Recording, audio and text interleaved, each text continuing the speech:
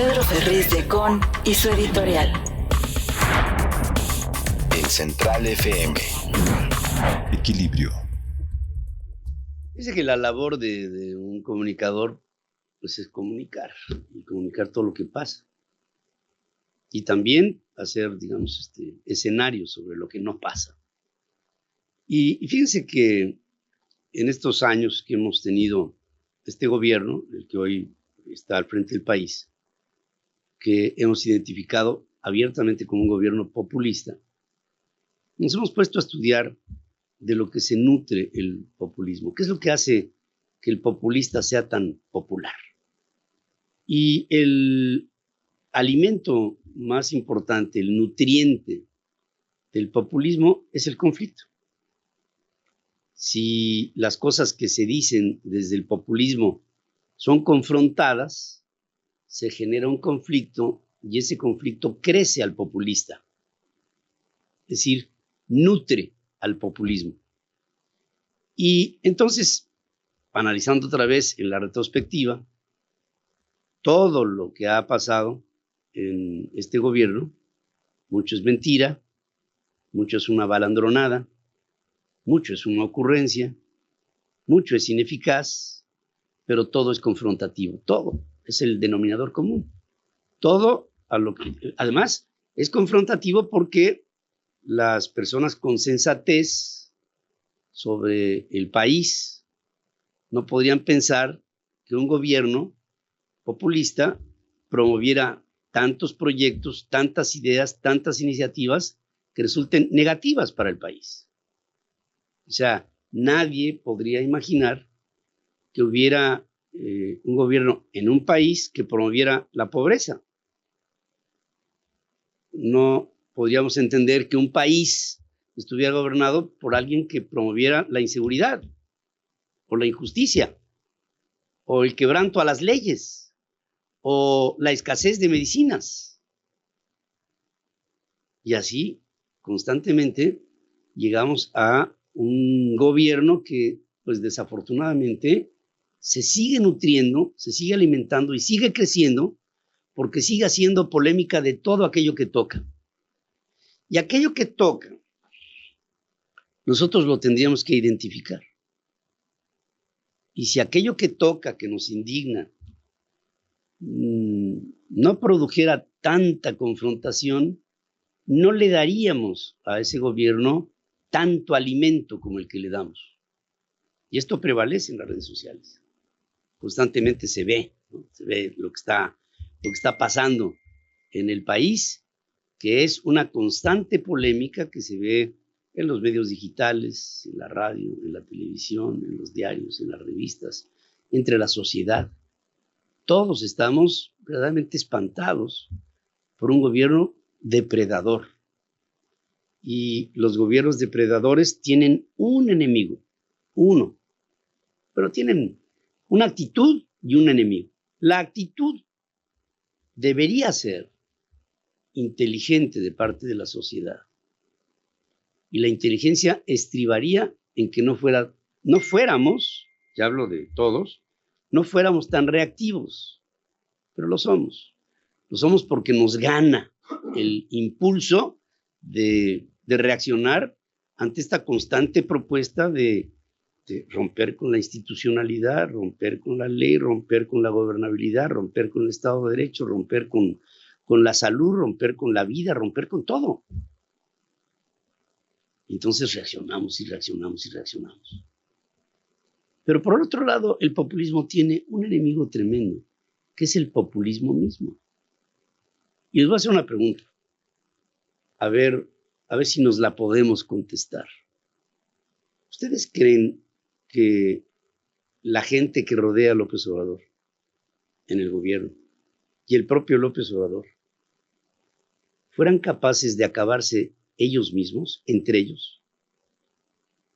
Lo que con esto quiero sugerir es, ¿ustedes creen que el peor enemigo de López Obrador sea López Obrador? ¿Ustedes creen que el peor enemigo de Morena sea Morena?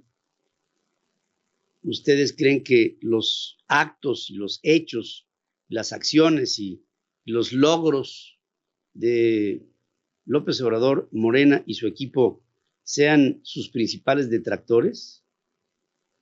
Francamente, ahí es en donde debemos de ponernos a pensar y darle a todo esto un poco de tiempo para que también entendamos que el peor enemigo que tiene Andrés Manuel López Obrador y Morena frente a sí es el espejo, y que puede acabar con él mismo. Y ponía yo un ejemplo en la madrugada, en redes sociales. Y además hay que apelar a la historia, es más importante apelar a la historia.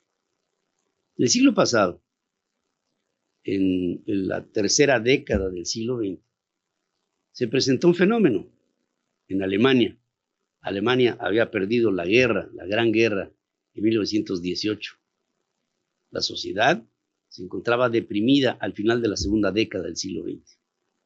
Entra la tercera década del siglo XX y hubo un hombre populista que trató de rescatar lo que los alemanes querían. Era el espíritu perdido, el entusiasmo perdido, el ánimo, la felicidad, la alegría. Estaban derrotados después de la Primera Guerra. Y se levantó un hombre populista que empezó a causar polémica. Claro, en aquella época no había redes sociales ni nada que se le parezca. Pero el hombre era imbatible. Todo lo que hacía, por más polémico que fuera, hombre, mandar matar a todos los judíos que había dentro de Alemania, yo creo que ya es como para que se ponga uno a pensar que no gobernaba Hitler, gobernaba el diablo. Pero eso fue tan controversial que se nutrió del conflicto y se hizo cada vez más grande. Y le lanzó la guerra al mundo y proclamó a la raza aria como una raza superior. E hizo de esta raza aria un falso orgullo que desafortunadamente confundió, porque el populismo confunde. Al final de esta historia, para no hacerla muy larga, ¿qué fue lo que sucedió? Que Adolfo Hitler se acabó quitando la vida. Primero mata a Eva Braun y después se aniquila él. Y sus principales voceros, Goebbels, acabó quitándole la vida a sus hijos, después a su esposa y después a él. ¿Qué fue lo que acabó con el populismo más oprobioso y todopoderoso del siglo XX? El populismo mismo. No nos desesperemos. Nada es para siempre. Y este populismo que hoy reina en México, alimentado por el conflicto que nosotros provocamos, tendrá un enemigo final, que será el populismo mismo. ¿Cuáles son las grandes obras que ha pretendido López Obrador? Bueno, no las voy a enumerar, las conocemos todos y de memoria, pero todas se acumulan en un solo resultado. Todas son un fracaso. No hay nada asertivo, no hay nada bueno. Hay más pobres, hay menos empleo, hay menos esperanza, hay menos bienestar y salud, hay menos justicia, hay menos crecimiento y hay hoy un país más pequeño. Pero no puede haber, dice el presidente, un gobierno rico con un pueblo pobre. Eso estoy seguro. Nada más que el gobierno es pobre. Y lo que no quiere es un pueblo rico. Porque un pueblo rico tiene autonomía. Y lo que busca el presidente del pueblo es la dependencia del pueblo sobre él. Y por eso quiere la pobreza. Y por eso promueve la fuga de capitales. Y por eso promueve el miedo. Y por eso exporta esta idea de parálisis para que el populismo reine en México. Pero todo esto será opuesto por él mismo y por las buenas acciones que nosotros como sociedad hagamos en bien del país, con nuestro compromiso, trabajo y una palabra que se dice poco en estos tiempos, pero que tiene un enorme peso: amor. Tenemos que amar a México, pero no solamente de palabra, sino de acción. tenemos que amar a México trabajando asertivamente para el México que todos los mexicanos de buena voluntad queremos. Sigue escuchando a Pedro Ferriz de Con. Central FM.